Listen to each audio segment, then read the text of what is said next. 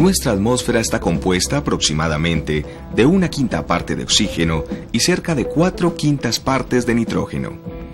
Estamos convencidos de la importancia del oxígeno. Necesitamos respirar y la naturaleza requiere de abundante agua y muchos otros compuestos orgánicos e inorgánicos que contienen oxígeno. No solo encontramos el nitrógeno en forma gaseosa, como N2, sino haciendo parte de numerosos compuestos que conocemos como compuestos nitrogenados, los cuales son abundantes en la naturaleza, puesto que juegan un importante papel biológico sobre los organismos vivos y tienen diversas propiedades y aplicaciones. Compuesto nitrogenado es una denominación general para todos los compuestos orgánicos que tienen al menos un átomo de nitrógeno en su estructura. Es posible encontrar compuestos nitrogenados que son producidos por plantas, algunos como mecanismo de defensa ante ciertos agentes externos. Fertilizantes orgánicos nitrogenados se aplican intencionalmente para mejorar el rendimiento de los cultivos. En los organismos de los mamíferos hay una amplia variedad de compuestos nitrogenados: aminoácidos, proteínas, DNA, urea y otras sustancias de desecho del metabolismo. Las emociones y sensaciones están estrechamente relacionadas con sustancias nitrogenadas denominadas neurotransmisores. Además, existen compuestos nitrogenados de origen natural que tienen diversos usos medicinales, por ejemplo, antibióticos y anestésicos. Los compuestos nitrogenados tienen numerosas aplicaciones industriales. Se transforman en elementos de uso cotidiano. Los compuestos nitrogenados presentan diversos grupos funcionales. Algunos de ellos son los grupos amina, amida y lactama. Cada grupo funcional le confiere a esta clase de compuestos propiedades y aplicaciones particulares muy variadas. El grupo amina puede entenderse mejor si se relaciona estructuralmente con el amoníaco. Observemos que en el lugar donde había un hidrógeno, en el amoníaco, ahora hay un grupo alquilo. Las aminas se pueden clasificar según el número de hidrógenos que se hayan sustituido al amoníaco por grupos R, así: aminas primarias cuando solo se ha sustituido un hidrógeno por un grupo R, aminas secundarias cuando se han sustituido 2 hidrógenos por grupos R, y aminas terciarias cuando se han sustituido los 3 hidrógenos por grupos R. Veamos algunas estructuras específicas de estas clases de amina.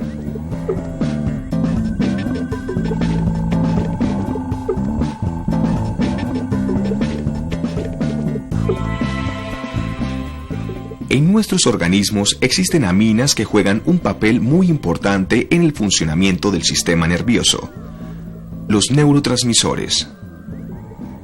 El sistema nervioso permite que los organismos animales puedan recibir estímulos, transmitir impulsos nerviosos, activar los movimientos corporales y experimentar emociones y sensaciones. Este sistema también dirige las actividades corporales sobre las que el individuo no tiene control consciente, como la respiración o la digestión. El sistema nervioso está formado por neuronas. Estas constituyen la unidad funcional de este sistema. La respuesta específica de las neuronas a un estímulo se llama impulso nervioso, el cual es el responsable de que se transmita información de un lugar a otro del organismo. La transmisión de información entre neuronas es posible gracias a la acción de los neurotransmisores, que son sustancias químicas que viajan entre neurona y neurona. Entre los neurotransmisores más conocidos está la acetilcolina, que funciona como un neurotransmisor, conduciendo los impulsos eléctricos entre las células nerviosas, causando la contracción muscular, haciendo posible el movimiento corporal. La acetilcolina fue el primer neurotransmisor identificado. El médico alemán Otto Loewi descubrió esta sustancia en 1921 cuando estudiaba la transmisión de los impulsos nerviosos. La adrenalina, una hormona secretada por las glándulas suprarrenales, es otro importante neurotransmisor. Se biosintetiza en el organismo a partir de la noradrenalina, que también es hormona y neurotransmisor. Si se comparan las estructuras de la adrenalina y la noradrenalina, se notará que la única diferencia es que la adrenalina tiene un grupo metilo sobre el nitrógeno, convirtiéndola en una amina secundaria, mientras que la noradrenalina es una amina primaria. ¿Cómo podemos pensar en los efectos que ejerce la noradrenalina en el cuerpo humano? Pensemos simplemente en lo que ocurre cuando aparece un león en la sala de nuestra casa y todo lo que usted haría. Es la que media las reacciones de corre o pelea contra el león. Usualmente corremos, ¿no? Y corremos mucho y no nos agotamos. Y adicionalmente nos ponemos pálidos. Y eso es por la vasoconstricción que genera. Se incrementa la frecuencia cardíaca, se incrementa la presión arterial. Obviamente no orinamos en ese momento porque se cierran los esfínteres, en particular de la vejiga. Tampoco defecamos porque se cierra el esfínter anal. Pero nosotros no tenemos noradrenalina suficiente como para correr alrededor del mundo, porque si no lo haríamos. Entonces llega un momento en el que se agota, y en el momento en que se agota empieza el sistema parasimpático a predominar. Entonces nos orinamos, nos defecamos, lloramos y hasta nos quedamos dormidos. La primera vez que se aisló e identificó sulfato de adrenalina a partir de una glándula endocrina fue en 1897 por el farmacólogo norteamericano John Jacob Abel, quien obtuvo sulfato de adrenalina.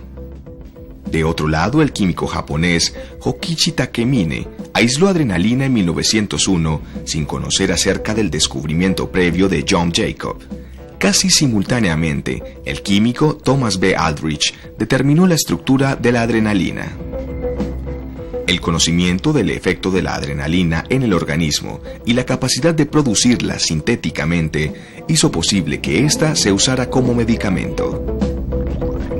En la década de 1940, el médico canadiense Hans Selye demostró que esta sustancia juega un papel muy importante en la reacción de estrés, que es la respuesta fisiológica a condiciones que amenacen la integridad física del cuerpo.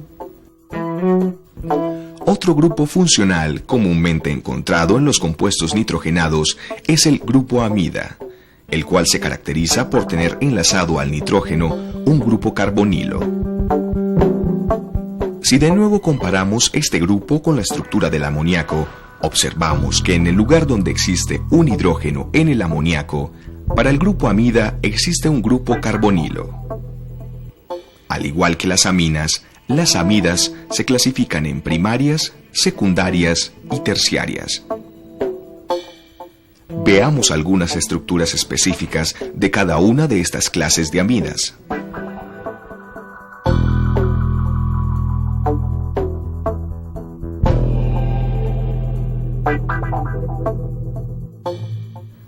Las amidas se pueden encontrar en estructuras cíclicas llamadas lactamas. Las lactamas se clasifican según el número de carbonos del anillo: beta-lactama, gamma-lactama, delta-lactama. Estos compuestos tienen numerosas aplicaciones. Por ejemplo, algunas de las lactamas más conocidas son las penicilinas. El origen de la penicilina fue en el año 1940 y básicamente en aquel entonces se descubrió que él ocasionaba una inhibición o muerte de todos los microorganismos alrededor del hongo que la producía. ¿Cómo lo hace? Básicamente se sabe que hoy en día que interviene en unas fases tempranas de la síntesis de la pared de las bacterias, básicamente, inhibiendo una proteína que se llama proteína fijadora de penicilinas, o PBP, por la definición en inglés. Así es como ejerce. Al inhibir esa enzima, la bacteria no puede seguir sintetizando su pared, se crea una deficiencia o un poro en el medio de esa pared y todo el contenido del citoplasma de la bacteria sale al exterior y obviamente la bacteria muere. El descubrimiento de las penicilinas se debe al bacteriólogo inglés Sir Alexander Fleming. En septiembre de 1928, estaba realizando varios experimentos con el virus de la influenza y al inspeccionar sus cultivos de bacterias, notó que la colonia de un hongo había crecido espontáneamente, contaminando una de las placas Petri sembradas con Staphylococcus aureus. Posteriormente, Fleming observó que alrededor del hongo contaminante se había formado una zona circular libre de bacterias. Este fenómeno atrapó su atención de inmediato y lo llevó a poner a prueba sus conocimientos y perspicacia sobre los cultivos bacterianos. Para explicar la aparición de una zona libre de bacterias solamente alrededor del moho, Fleming supuso que una sustancia liberada por este provocaba la inhibición del crecimiento bacteriano. Para comprobarlo, empezó a estudiar el moho y reconoció que se trataba del Penicillium notatum. Fleming denominó penicilina a la sustancia liberada por el Penicillium notatum. Su interés hacia la sustancia activa se incrementó, puesto que el extracto de Moho penicillum no presentaba toxicidad aparente cuando se inyectaba a los animales, pero sus intentos por concentrar y purificar el antibiótico activo fueron un fracaso. Y a principios de los años 40, la química egipcia Dorothy Crawford Hodgkin determinó la estructura de la penicilina por cristalografía de rayos X. El primer ensayo clínico exitoso se hizo el 12 de enero de 1941.